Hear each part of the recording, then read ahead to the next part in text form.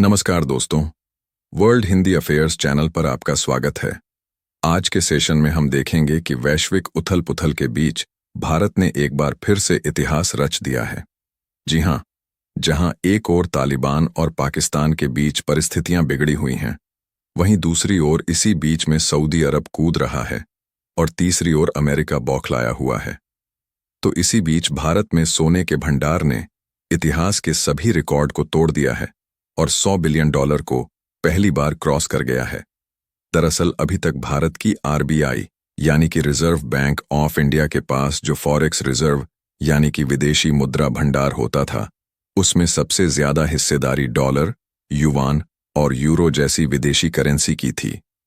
लेकिन अब भारत ने अपनी रणनीतिक चाल से गोल्ड की हिस्सेदारी को इस तरीके से बढ़ाया कि खबर निकल कर आ रही है कि भारत के फॉरेक्स रिजर्व में गोल्ड की हिस्सेदारी में एक झटके में ही पिछले 29 साल के रिकॉर्ड को तबाह कर दिया।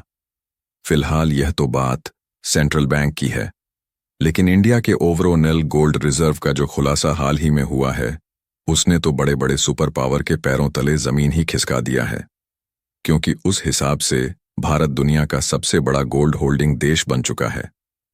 इसके अलावा आईएमएफ ने भारत की इकोनॉमी से जुड़ा वह कौन सा खुलासा कर दिया है जिससे वैश्विक उथल-पुथल के बीच भारत का नाम गूंजने लगा है, यह भी समझते हैं। लेकिन भारत के गोल्ड रिजर्व ने पहली बार इतिहास का रिकॉर्ड तोड़ दिया है। उसके लिए आगे बढ़ने से पहले इस वीडियो को लाइक करके चैनल को सब्सक्राइब जरूर कर लीजिए, क्योंकि आपके लिए तो 1 सेकंड का काम है, लेकिन इससे हमारी बहुत बड़ी मदद होती है। सबसे पहले यह समझते हैं कि आखिरकार भारत ने इतिहास का रिकॉर्ड कैसे तोड़ा और फॉरेक्स रिजर्व में गोल्ड की हिस्सेदारी कैसे भारत की तस्वीर बदलने वाली है। दरअसल देखा जाए तो फॉरेक्स रिजर्व यानी विदेशी मुद्रा भंडार वह संपत्ति है जो किसी देश के पास विदेशी करेंसी, सोना और अन्य विदेशी निवेश के रूप में रखी जाती है। यह भंडार इसलिए जरूरी है ताकि कोई देश अपनी अंतर्राष्ट्रीय लेन देन, इंपोर्ट एक्सपोर्ट और किसी भी इकोनॉमिक संकट के समय खुद को सुरक्षित रख सके। आसान शब्दों में कहें तो यह एक तरह का देश का अंतर्राष्ट्रीय बैंक बैलेंस है। भारत की बात करें तो रिजर्व बैंक ऑफ इंडिया यानी आरबीआई के पास पहले ज्यादातर हिस्सेदारी अमेरिकी डॉलर, यूरो और अन्य विदेशी करेंसी में थी। लेकिन हाल ही में भारत ने गोल्ड की हिस्सेदारी बढ़ाकर यह साबित कर दिया कि इकोनॉमिक सिक्योरिटी सिर्फ डॉलर में नहीं बल्कि सोने में भी हो सकती है, और इसी चाल ने पिछले 29 साल का रिकॉर्ड तोड़ दिया, जिससे भारत दुनिया में गोल्ड होल्डिंग के मामले में सबसे ऊपर आ गया। अब बात करते हैं भारत के कुल गोल्ड भंडार की। दुनिया को यही लगता था अभी तक कि भारत के पास सिर्फ 899 टन ही गोल्ड है जो कि आरबीआई अपने पास रखे हैं।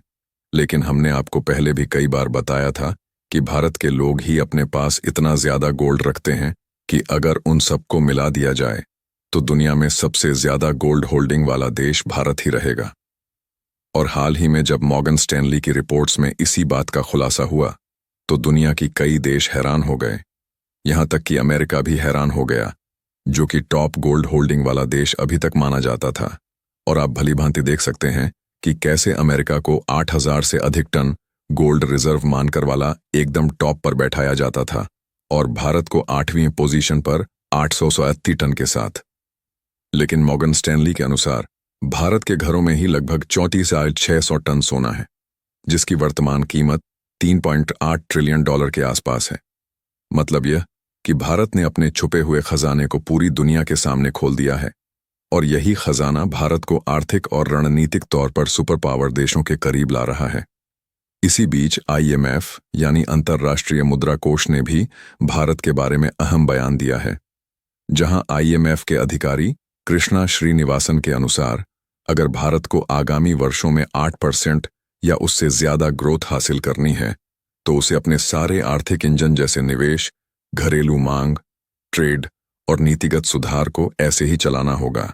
उन्होंने कहा कि खुला व्यापार और सुधार ही भारत की अर्थव्यवस्था को सुपर स्पीड पर दौड़ाने का रास्ता है, और देखा जाए तो भारत अभी उसी रास्ते पर चल भी रहा है।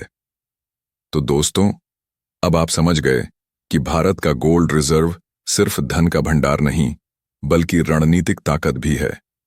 यही वजह है कि वैश्विक स्तर पर भारत का नाम गूंजने लगा है और छोटे छोटे देशों से लेकर सुपर पावर तक भारत की ताकत को नजरअंदाज नहीं कर सकते। अब बात करते हैं भारत के फॉरेक्स रिजर्व और गोल्ड रिजर्व की तुलना की। तो देखिए, भारत के कुल फॉरेक्स रिजर्व अब लगभग 658 अरब डॉलर तक पहुंच गए हैं।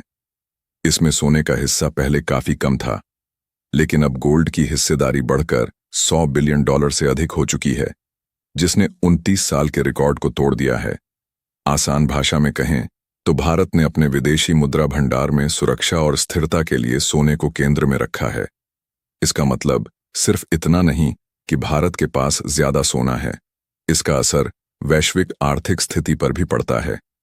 जैसे जैसे भारत का गोल्ड रिजर्व बढ़ता है, दुनिया में भारत की आर्थिक ताकत और भरोसेमंदी भी बढ़ती है।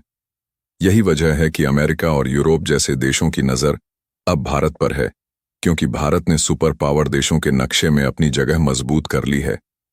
अब आते हैं भारत के छुपे हुए खजाने की तरफ। भारत के घरों और मंदिरों में रखे सोने की मात्रा लगभग 34,600 टन है, जो दुनिया के किसी भी देश के घरेलू सोने से कई गुना ज्यादा है।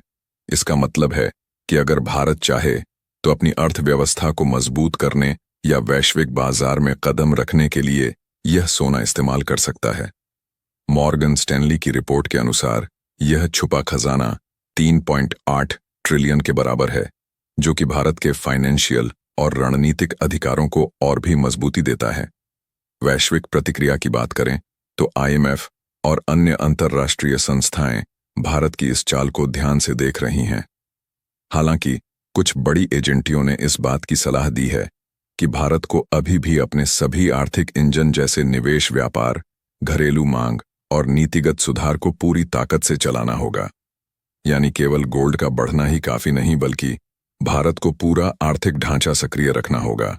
इसके अलावा आप लोग इस बात को अच्छी तरीके से जानते होंगे कि भारत जब भी कोई सामान्य विदेश से इंपोर्ट करता है तो उसका पेमेंट इन्हीं विदेशी मुद्रा भंडार में होता है।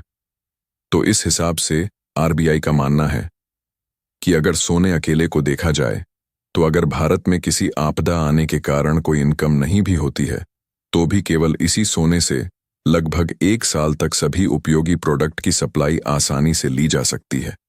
और एक बात ध्यान रखिए दोस्तों, भारत की आर्थिक ताकत अगले कुछ दशकों में आसमान छूने वाली है। फाइनेंशियल ईयर 2027 तक भारत का GDP 5 ट्रिलियन अमेरिकी डॉलर तक पहुंचने का लक्ष्य है, और यह सिर्फ शुरुआत है। फाइनेंशियल ईयर 2034 तक यह 10 ट्रिलियन अमेरिकी डॉलर तक पहुंच जाएगा, यानी पूरी अर्थव्यवस्था 2 गुना हो जाएगी।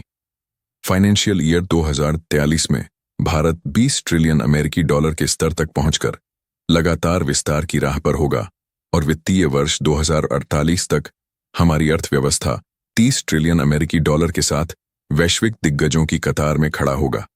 यह सफर सिर्फ आंकड़ों का नहीं, बल्कि भारत की तेजी से बढ़ती आर्थिक ताकत और विश्व स्तर पर पहचान का प्रतीक है। बाकी ओवरऑल गोल्ड रिजर्व के मामले में भारत ने सबको पीछे छोड़ दिया है। तो दोस्तों, ये थी आज की पूरी अपडेट, जो हमने आपके लिए घंटों की रिसर्च और मेहनत के बाद तैयार की है। अब बारी आपकी। अपनी राय नीचे कमेंट बॉक्स में जरूर बताइए। आपका एक कमेंट हमें अगली वीडियो के लिए और जोश देता है। और जाते जाते एक छोटी सी रिक्वेस्ट, अगर आपको वीडियो जरा सी भी इंफॉर्मेटिव या इंटरेस्टिंग लगी हो तो एक लाइक ठोको, दोस्तों के साथ शेयर करो और चैनल